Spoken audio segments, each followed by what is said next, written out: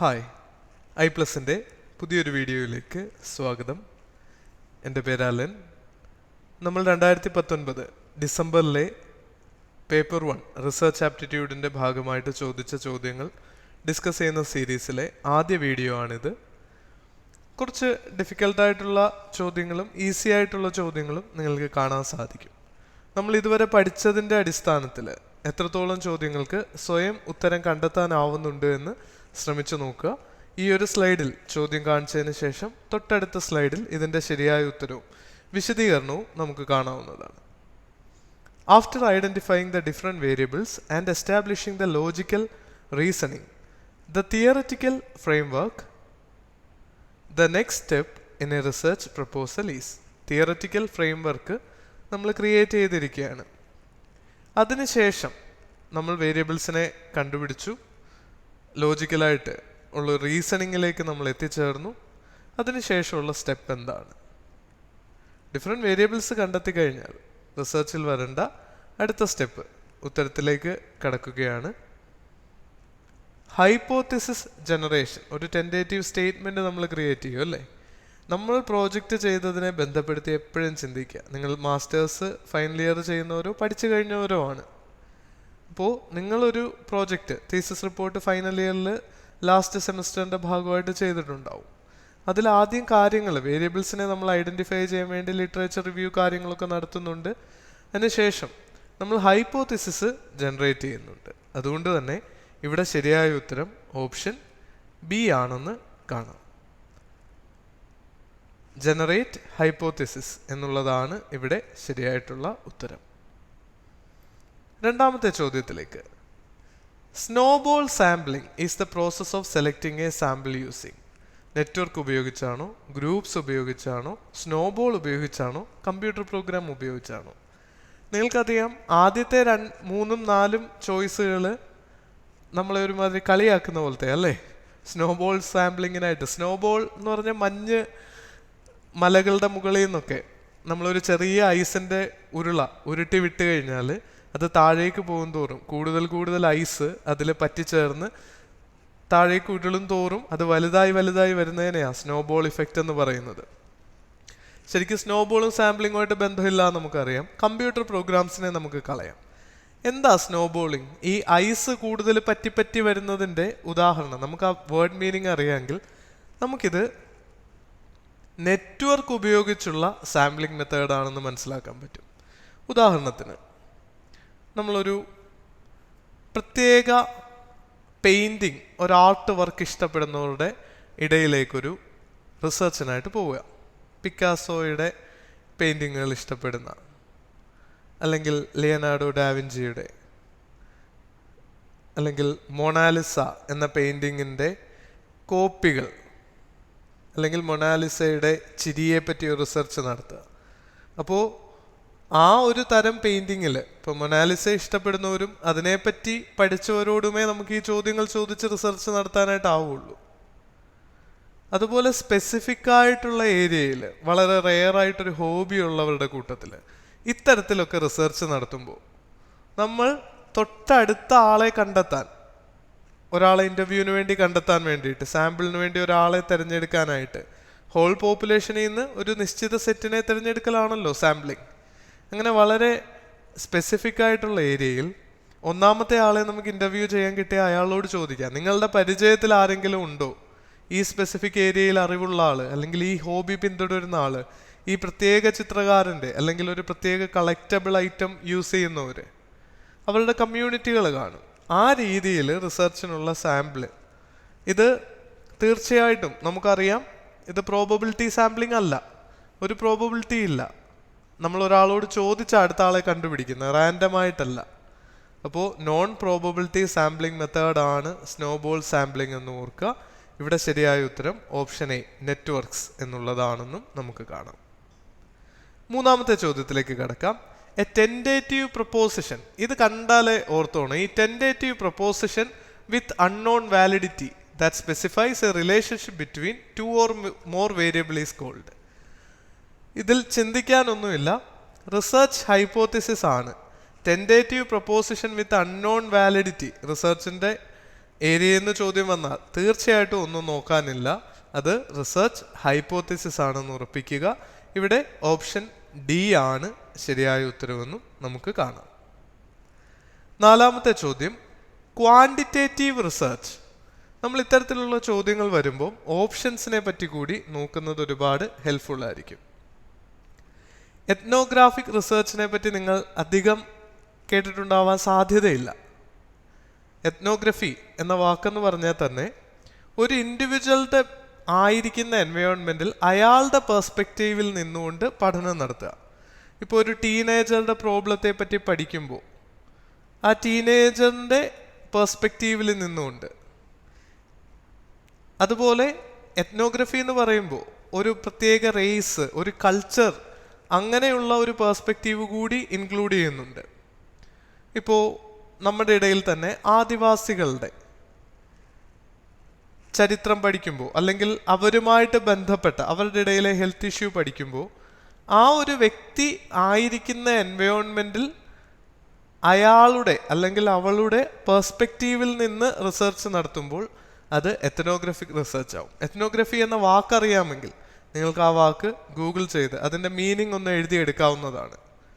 എത്നോഗ്രഫിക് research അതാണ്. അപ്പോൾ അത് തീർച്ചയായിട്ടും ക്വാണ്ടിറ്റേറ്റീവ് അല്ല, അതൊരു ക്വാളിറ്റേറ്റീവ് റിസർച്ചിൻ്റെ ഉദാഹരണമാണ്. സാധാരണയായിട്ട് ക്വാണ്ടിറ്റി, ഒരു കണക്ക്, കൃത്യത എന്നൊക്കെ നിങ്ങൾക്ക് മനസ്സിൽ ഐഡിയ കിട്ടുന്നുണ്ടെങ്കിൽ നമുക്കിത് അൺസ്ട്രക്ചേർഡ് അല്ല, സ്ട്രക്ചേർഡ് ആണെന്ന് കാണാനും സാധിക്കും. ഡിസ്ക്രിപ്റ്റീവ് റിസർച്ചും നമ്മൾ കണ്ടതാണ്.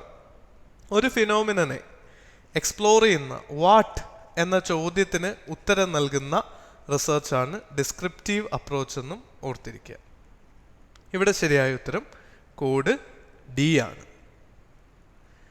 അഞ്ചാമത്തേതായിട്ടുള്ള ചോദ്യമാണ് mailed questionnaire, observation, interview and collective questionnaire are instances of. ഡേറ്റയെ പ്രധാനമായിട്ടും primary, secondary, tertiary data sources ആയിട്ട് ക്ലാസിഫൈ ചെയ്യാൻ പറ്റും.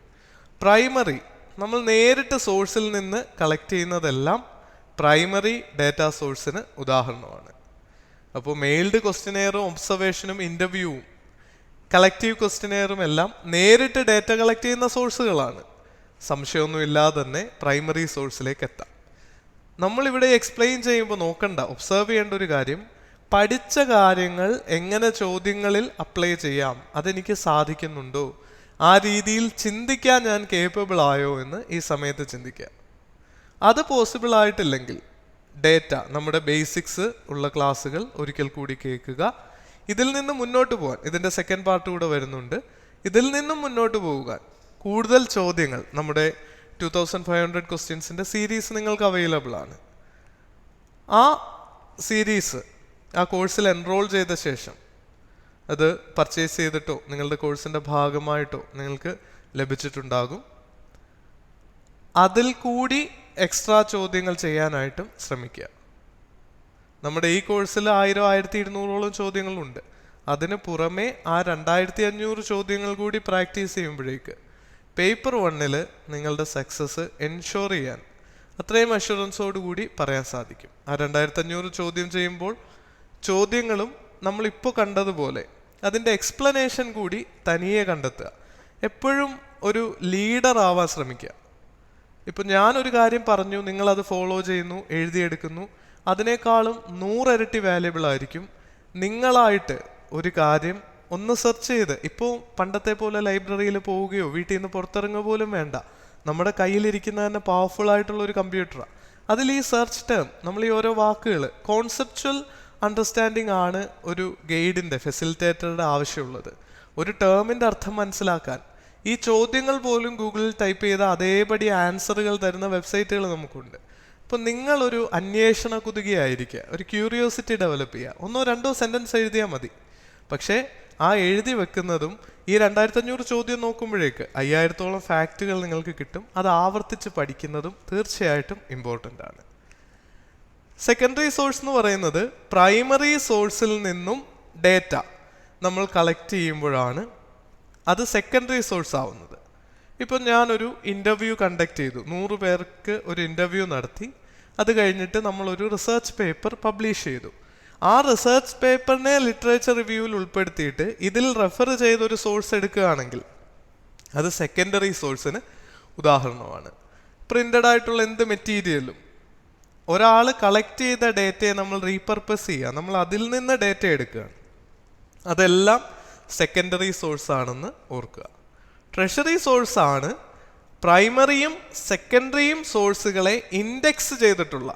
ഈ പ്രൈമറി സെക്കൻഡറി ഡേറ്റ എവിടെ കിട്ടും, അല്ലെങ്കിൽ അതിനെ കൺസോളിഡേറ്റ് ചെയ്തേക്കുന്ന, ഉദാഹരണം നമ്മുടെ റെഫറൻസ് ബുക്കുകൾ, അതുപോലെ എൻസൈക്ലോപീഡിയ, സോഴ്സ് ബുക്കുകൾ, ചില ഗസറ്റുകൾ, ഗവൺമെൻറ് ഓർഡറുകൾ ഇതൊക്കെ ഉണ്ട് എന്ന് പറയുന്നത്, അതെവിടെയാണ് ഇരിക്കുന്നത്, ഏത് വോളിയത്തിൽ ഏതിലാണുള്ളത്, അങ്ങനെ ഇൻഡെക്സ് ചെയ്തിട്ടുള്ളതെല്ലാം ട്രഷറി ഡേറ്റയുടെ ഉദാഹരണമാണെന്ന് നമുക്ക് ഓർത്തിരിക്കാം.